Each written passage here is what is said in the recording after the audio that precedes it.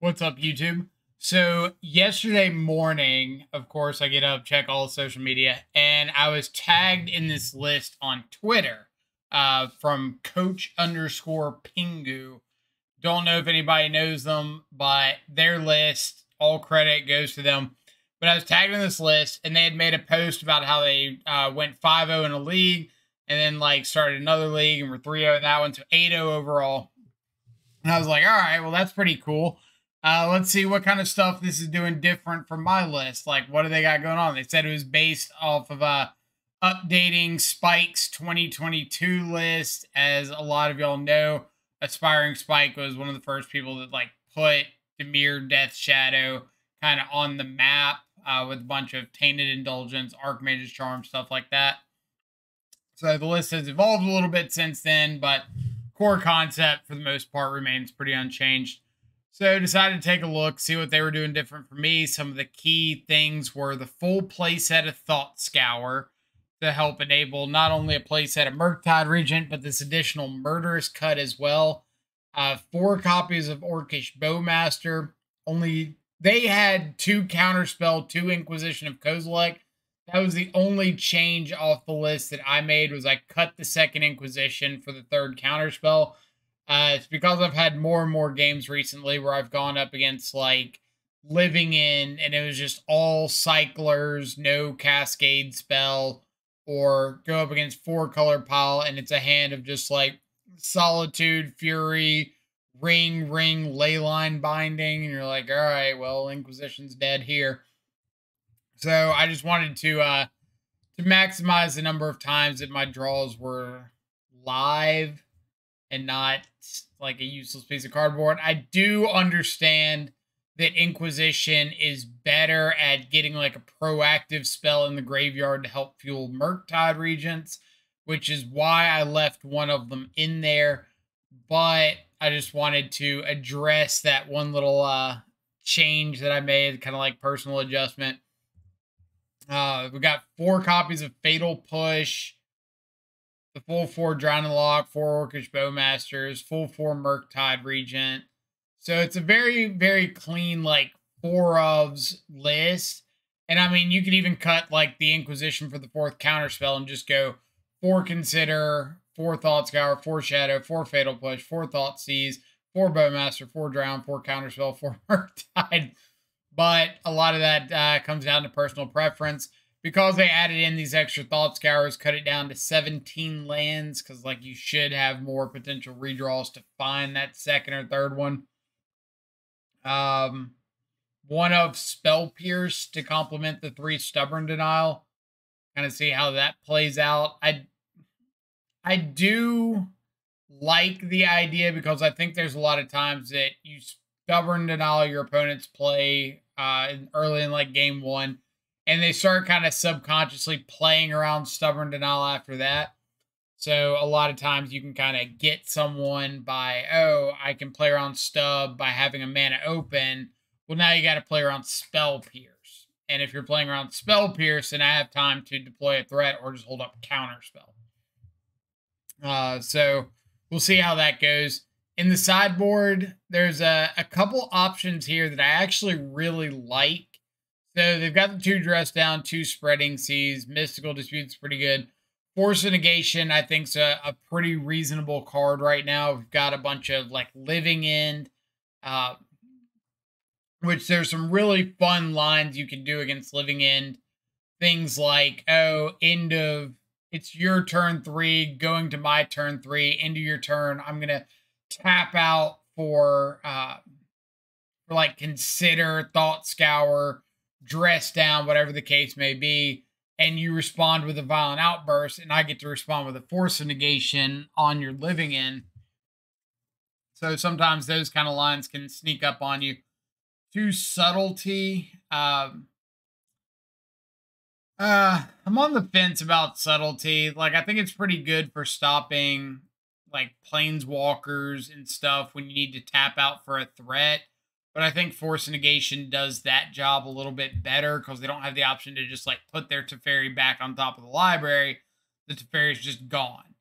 I get that it's a good play against pitch elementals, but we don't really have like the card advantage engines to rebuild after we put those pitch elementals back. Like we can't really right the ship from the card loss as easily as they can right the ship from trying again next turn. Because if you evoke a subtlety, put like a fury on top of the library after they tried to evoke a fury to scam it, then all they have to have is another red card to go for the whole thing again, where we're down a subtlety and a blue card, hoping to catch back up. So keep an eye on that. 4 copies of Dothy Voidwalker on the board. I actually really like this. So what they said in their original post was Dothy would come in again over like Fatal Push when Fatal Push was dead. So you go up against like an unfair combo deck or something like that. You just board out your Fatal Pushes for 4 Dothys and you have the extra threats. I actually think that you can expand this a lot more. For example, if you're going up against a matchup where Fatal Push is dead, you can make that swap. If you're going up against a deck like Scam, where you want to be lighter on the hand disruption after turn 1, then Dothy can come in over a bunch of like Thought Seizes or Drown in the Locks. If you've got a matchup where your opponent's able to answer your threats really easily, like Teferi, Leyline Binding, you don't want to be as all in on like Murktide, then maybe Dothy can come in for some Murktides. Bowmaster is one you can cut a decent bit and just board into Dothy, like against any deck that's not drawing cards and the 1/1 bodies don't matter. So I think there's a lot of implications there. As a Grave Hate spell, Dothy is very, very underwhelming. Like, Dothy's not going to be your lights out answer against Living End or against Dredge or something like that. It's not going to reliably shut off Delirium, but it's just like a value 2-drop threat. Pretty good. And then finally 2 copies of Turok. Blue-white control, 4-color Omnath Piles, 5-color Omnath Piles, all that. Turok is fantastic against, but I've said it a few times, you really have to set it up. You can't just like, oh, it's turn 4, I have 4 lands, I have a Turok, windmill slam it. Because if it gets countered, like, that's often the game going down the drain. So let's go ahead and jump through these matches. As always, this is pre-recorded, but we get to go back over, check out the lines. Make sure we're not doing anything too terribly stupid. Which I know is a big ask.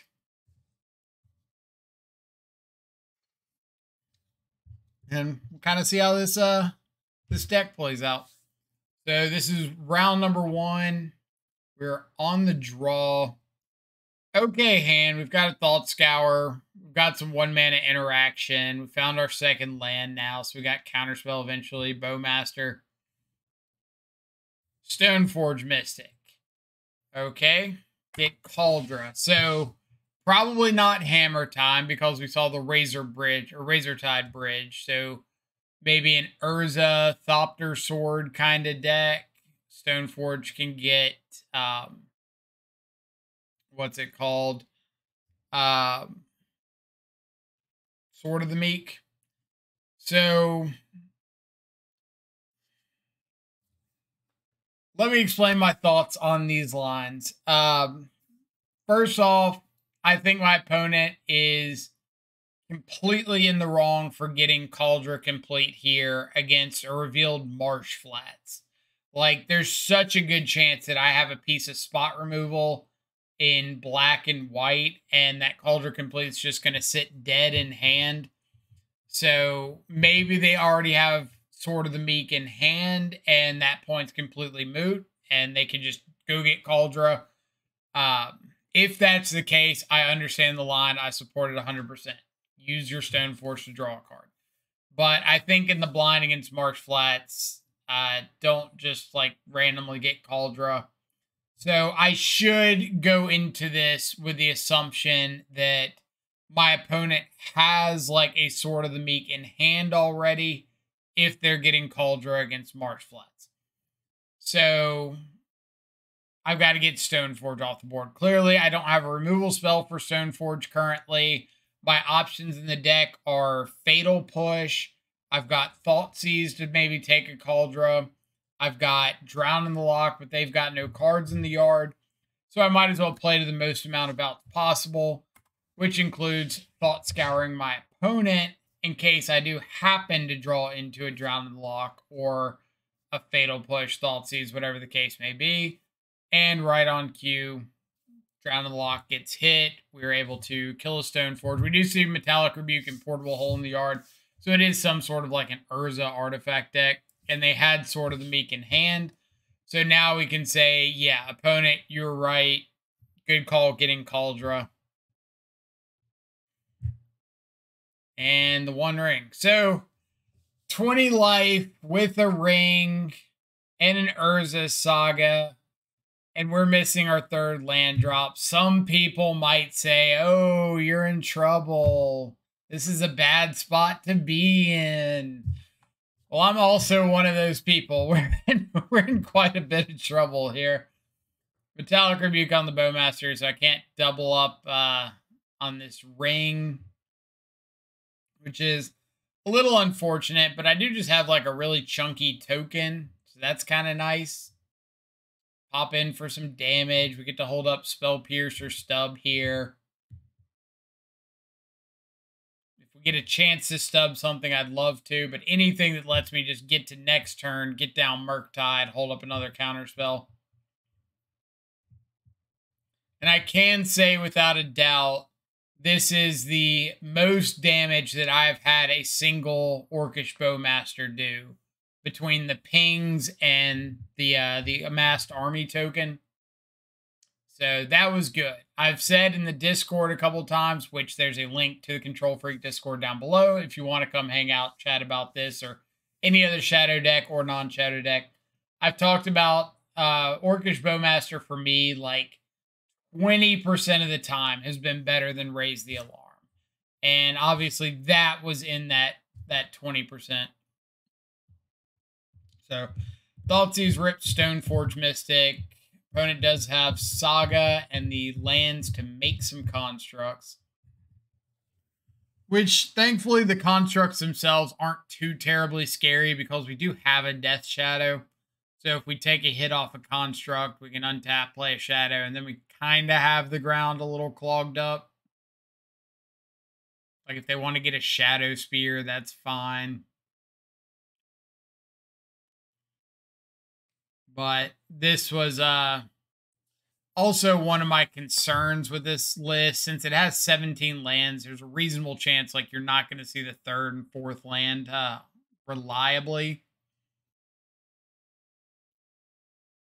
Bottom of Bowmaster, trying to find that third land. Like Bowmaster doesn't really matter here with the 3/3 construct. A little surprised they didn't just pop the relic last turn. Like, I know that I couldn't play a Murktide, but they're kind of giving me outs of finding one, right? All right, so we do get to counterspell an Urza, which feels very nice. Opponent's got some mana, but I also didn't even go over it, but I love this turn one blind name Pithing Needle out of them, just like name Polluted Delta. I think Engineered Explosives would have been a slightly more reasonable name, but who knows? Either way, Stubborn and All Portable Hole. Opponent's going to, I believe, cycle a Ragavan Triome, and I guess decided that the Bowmaster trigger was too much to deal with. So I'll say right there, Bowmaster was a Raise the Alarm. It was 2 mana, hit for 2. That one little ping at the end really didn't matter. All right. So opponent reveals Giganta, which means this is like one of the generic generic Ragavan lists. I really don't know why it's called generic Ragavan. Like, I get that it's amalgamation of Ragavan-esque cards, which Bowmaster fits into.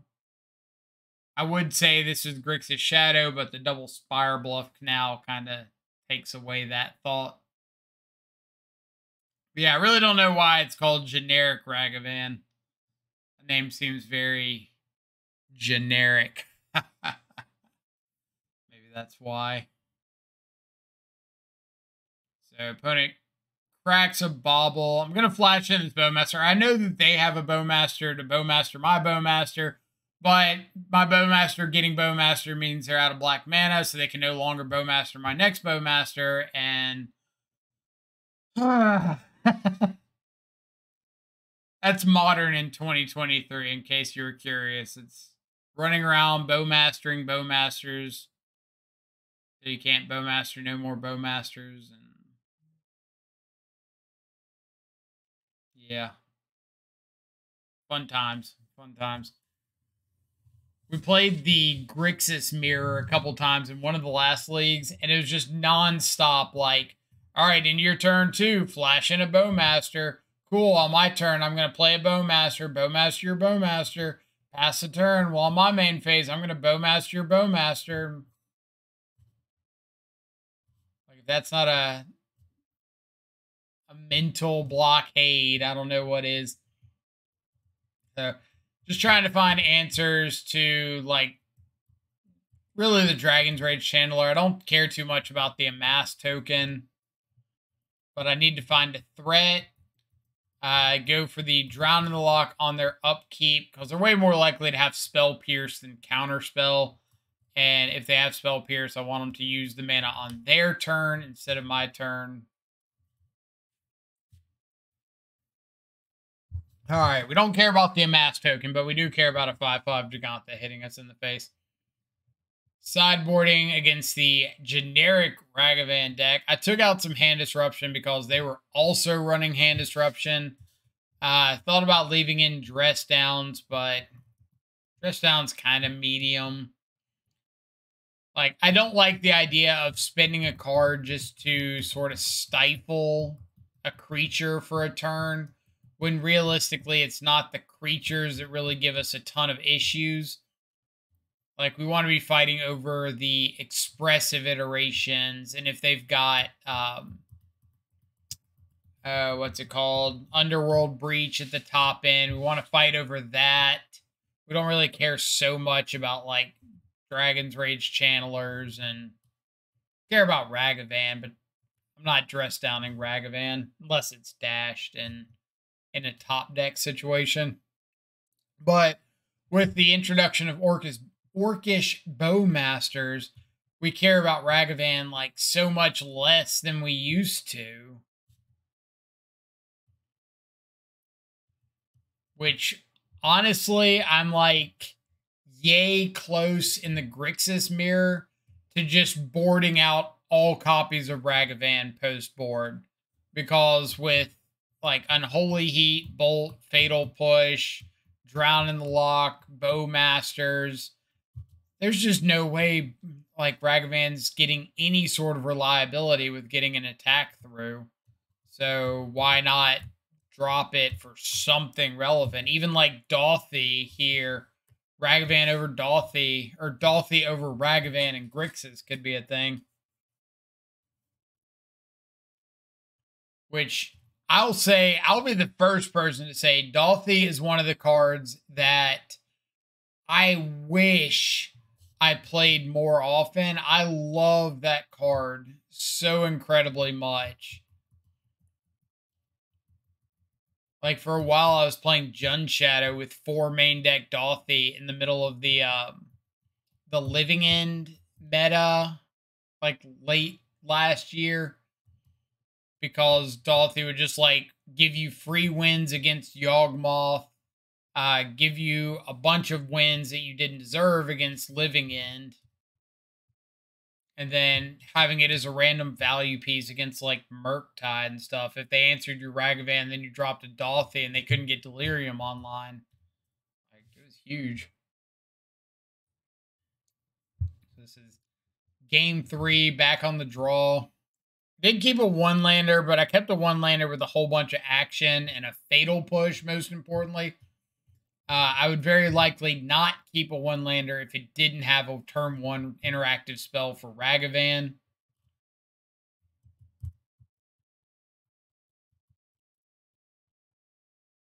Hey, second land. But we did get like 4 looks at it, so I'm not shocked. Opponent can dash a Ragavan here, then we get to Thoughtseize, get Shadow down, or they just add Giganta, and that's thrilling for us. So since I see that they've got just like Giganta, Bolt, Consider, I'm just going to go for the Thought Scour, try to hit my land drops. Now they've got Bolt, Giganta, picking up Ragavan, and they've got a draw off Bobble. So 1 unknown. We got a Murktide. That's pretty good. Like, as long as their unknown isn't a Mystical Dispute or another copy of Unholy Heat.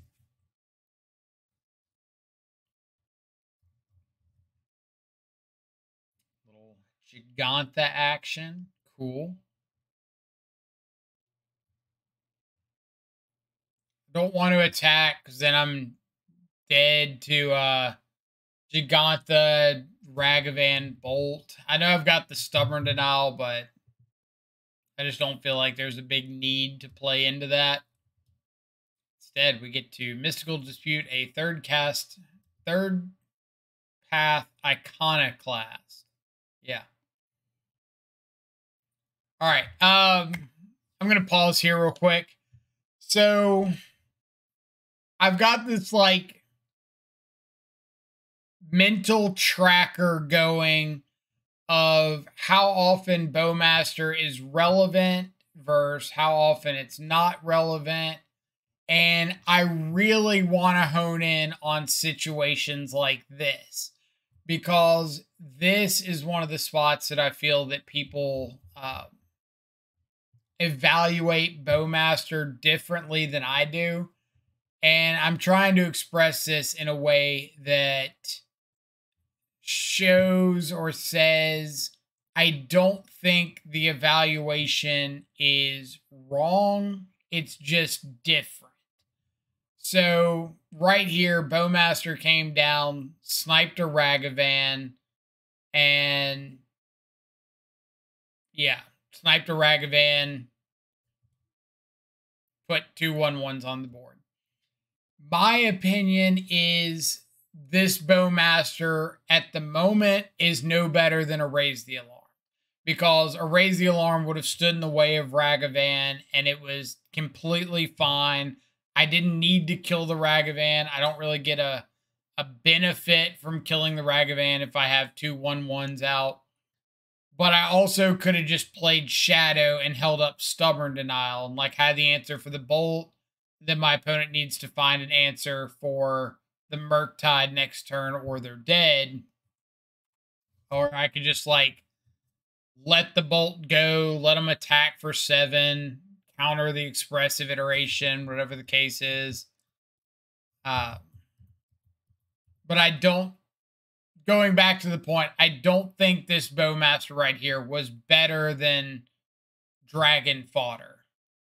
So that's what I want to keep an eye on as I'm playing like more games with Bowmaster.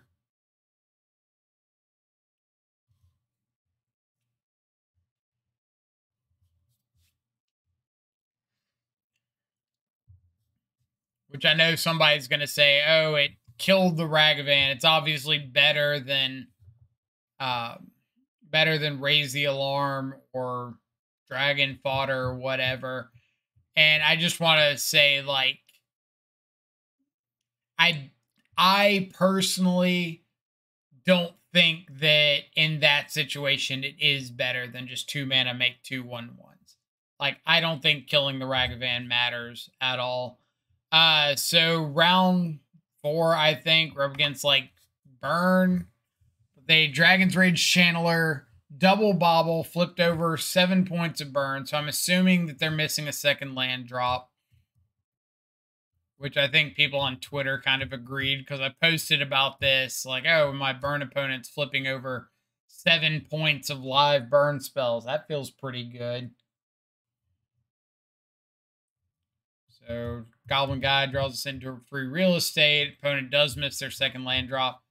That being said, I feel like after the first bobble, you just take your chances at drawing a land. Like, milling over Boros Charm seems really rough.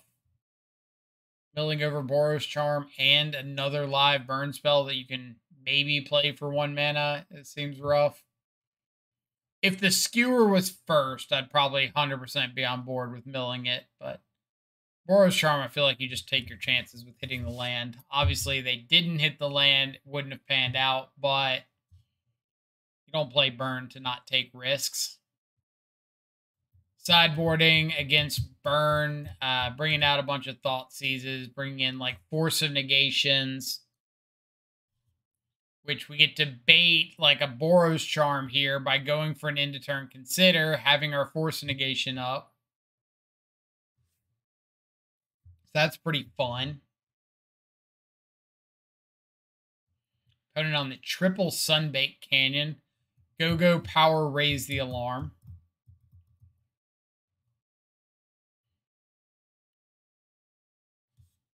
Got a Searing Blaze, yep. I'm kind of surprised that they have Searing Blaze in post board, because I think Murktide was the only threat we showed them game 1.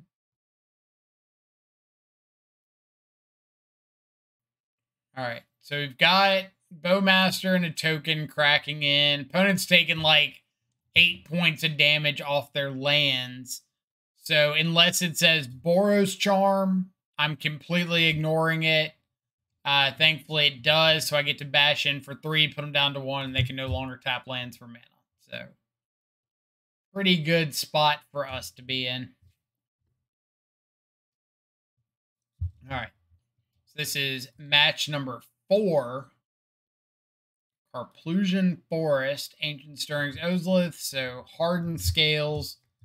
Thankfully, we've got 4 copies of Rest Down in our 75, so like we should have a reasonable time against Hardened Scales. Little Patchwork Automaton. I know it's a automaton, but Automaton sounds way better. Get our Consider on. Hey, there's a copy of Dress Down. I did want to keep an eye on this Dark Slick Shores over the course of the league. I think this is one, without giving too much of a spoiler, because I'll go over it again at the end of the video.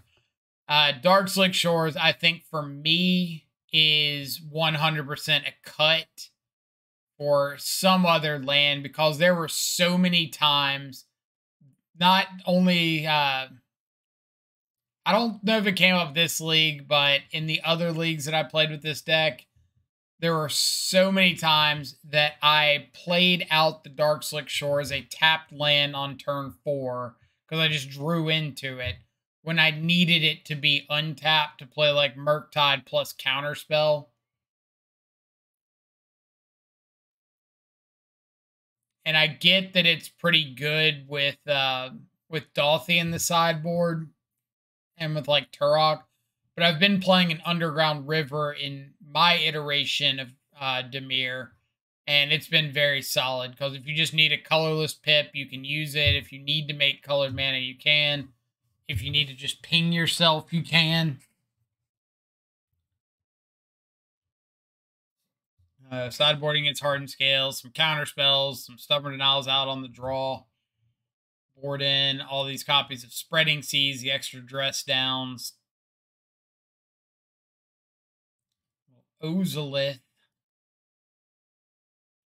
Thought scouring them in response to the Ozolith, because I did bring in Force of Negation on the draw, and on the play I'd swap that back out to like a Stubborn Denial or Spell Pierce. And it's mainly just to be able to answer things like Ozolith, or Hardened Scales, something like that on the draw. Been over a dress down because unfortunately I need the lands more than I need the dress down. Like I've got these drown in the locks. So if I get to a point where I've kind of got a clear board or hit my 4th land drop and I'm able to clear the board, then I can just hold up drown and answer whatever threat I need to. But at the moment, I'm kind of on the board of just taking out these sagas, which thankfully we've done a fantastic job of neutralizing with these spreading seas. And now I've got the ability to just hold up counter spells on my opponent's turn. They're a little mana screwed, so that helps. Go power, raise the alarm again. Dolthy stops all modular triggers, which is really cool. It also stops the death trigger on Hangerback Walker, so I could let the Hangerback resolve, but I really don't want them just having like a really big threat, because that stonewalls my tokens, and then I can't block their big threat with Dolthy. So, but now we just have attack through with Dolthys twice. They can make tokens. We can dress down the tokens. We can counterspell anything off the top. Maybe our opponent plays an Arcbound Ravager and we just get to wipe the board with a dress down. Who knows? All right, round 5. We're on the play against our good buddy Giggy. If you ever want to see a bunch of cool content, our opponent streams on Twitch. I think is it Chris Giglio MTG? Oh, just go search Giggy, you'll find it. But they have a ton of awesome content. Highly, highly recommend. And we have had some really cool battles over the last couple years. So, always fun to see. But Thoughtseize sees triple grief and a Feign Death. We're taking the Feign Death so that they can't scam. If they find another scam card off the top, be kind of rough. But in the meantime, since they haven't, we're just going to deploy threats. Do get to hardcast a grief, which is A-okay. Like, I've just got a 6/6 Murktide that's going to be a 2-turn clock. I know one of their 3 cards is another copy of grief. And yeah, don't find an answer to Murktide. So our little Dargan goes the distance. Sideboarding against Scam. Thoughtseize, Inquisition. Inquisition especially is pretty rough since it doesn't hit the Evoke Elementals. Thoughtseize in a Thoughtseize Mirror is not the greatest top deck. Boarding in extra copies of Dress Down. Boarding some copies of Dolthy since I don't have Unlicensed Hearse in this build.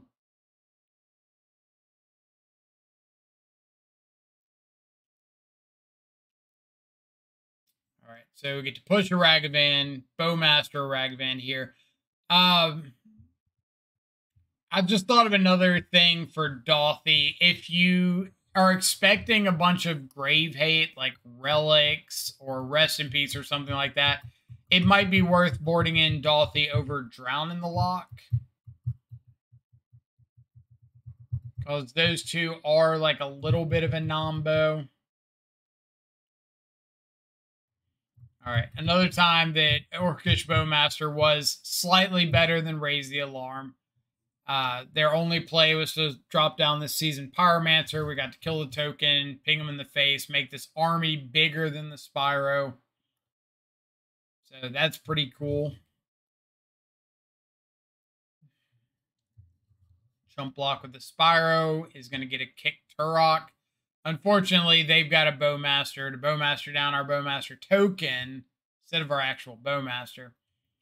But we do get an extra copy of Spyro out of hand. Dash a Ragavan, chump with our Bowmaster. And yeah, like, we're kind of at a bit of a standstill. I could consider on my main phase there, but I don't really know what I'm looking for just yet. Like, if my opponent does nothing, I kind of want a threat.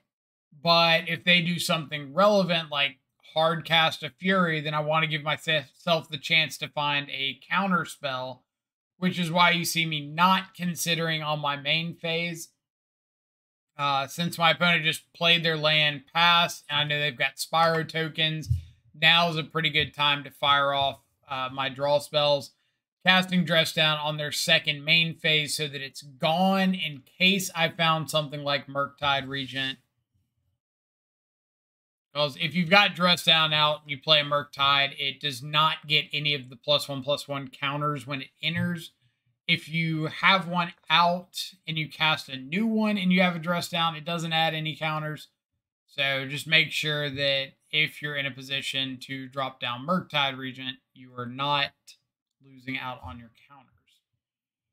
But with Drown in the Lock here, I can fight over Terminate, fight over Shieldred's Edict, Liliana the Veil, whatever the case may be. So should have this fairly wrapped up. Hiya. Nice. So really cool trophy there with Dimir. Lost one game to the generic Ragavan deck. I guess it's generic Ragavan. It might have just been like Grixis, Ragavan, Bowmaster shenanigans, whatever the case may be. Either way, deck felt pretty clean. There were several spots that we had like one-landers and had to get there. That's one of the things that I've been iffy about with my build is if you're not hitting like Murktide plus Counterspell on turn 4, I feel like you lose a lot of percentage points. This list might be better against some of the more aggressive decks when you're not flooding out. It might be a little bit rougher against like 4-color when things like Kicking Turok are your saving grace. But it does, I do have to emphasize, it does kind of make up for that by including things like Force of Negation and Subtlety to give you free answers. So if I tap out for a Murktide and my opponent goes for Teferi and I've got like Force of Negation and Subtlety, then I at least have a chance to fight there. So some changes that I would consider.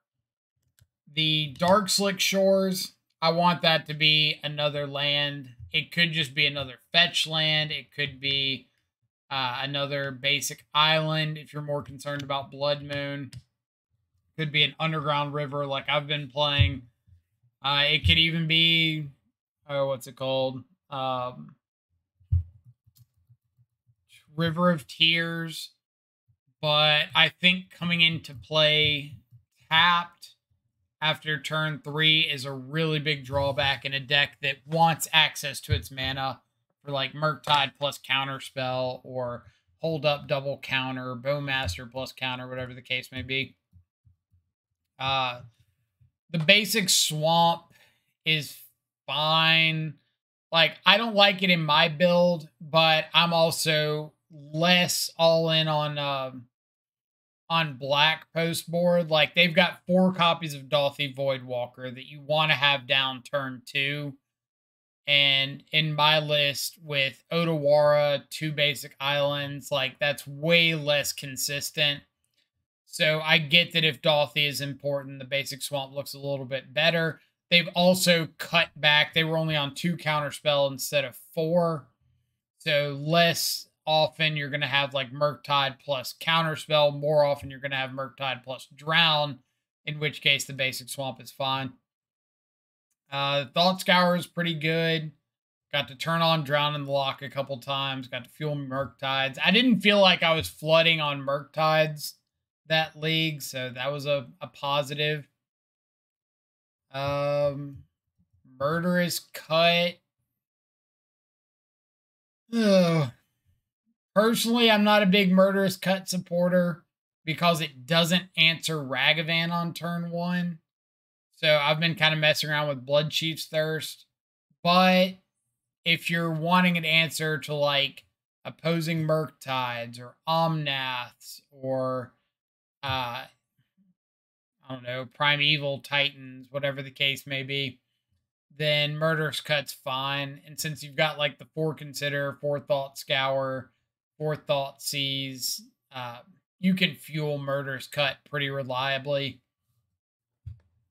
They don't have Street Wraith, so this deck is a lot worse at being able to have those like oops I win games of just turn 1 fetch shock Thoughtseize, turn 2 fetch shock Wraith Shadow Stub, turn 3 dismember something, fetch shock, hit you for a big chunk. Those aren't going to happen at all. No dismember, no street wraith. So if you're expecting this to be like a turn the corner style Dimir deck, you're going to have some issues with that. You only have 8 real threats. Like Bowmaster, if you protect the queen with Bowmaster, it'll win you games. But if you protect the queen with anything, it'll win you games. So when I say a threat, I kind of mean something that can win games without a big swarm of counterspell protection. Like Murktide wins games by dodging Prismatic Ending, Unholy Heat, Bolt, blockers on the ground, and just swings over. Just like we saw against the Scam deck in the last round. Like a 6/6 Murktide just swung 3 times, the game was over. The Shadows can win games by just being like an 8/8 that hits your opponent in the face, and they are forced into chump blocking until they can't chump block anymore, in which case Shadow gets through. Bowmaster, very, very unlikely it's going to win the game by itself. You're going to need to protect it. It's going to need to play that tempo role. But we saw a few times there where against like the first opponent on the ring, it did have a lot of solo potential. It did absolutely get up to like a 7/7 army or something and ping our opponent in the face for 5, whatever the case is. So it can. It's very, very situational. It's very, very infrequent, but it can do the job by itself. Sideboard, Force Negation was really good. Subtlety, I'm pretty on the fence about, but I didn't get to play at that league, so I'll have to try it some more. Mystical Dispute, I've been a little less excited on. It's good against Teferi. It's good against Omnath, but having to pay full retail to counter like a ring, not being able to touch a Renin 6, I almost feel like I'd rather that just be another Spell Pierce. Spreading Season Dress down have been great, and the Dauthi plan I thought was great. I don't have it on this league, but on another league I played against a 4-color pile opponent and just went like turn 1 Thoughtseize, turn 2 Dauthi, turn 3 Dauthi, turn 4, I think like counter a Prismatic Ending targeting a Dauthi, and they just died. And so that was really, really cool. So yeah, hope y'all enjoyed the league. As always, have a link down below to the deck list. Have a link to the Twitch channel in case you want to come check out a live stream. Link to the Control Freak Discord in case you want to come talk about Death Shadow or anything non-Death Shadow related. Got a bunch of awesome people there that love talking Magic. And finally, a link to the Twitter account. If you're ever wondering when the stream is going live, Twitter is the first place it gets updated. So go follow us over there so you never miss a live stream. Otherwise, hope you all have a fantastic rest of your day. Stay safe. Enjoy some good food and company. I will catch y'all back live later. Adios for now.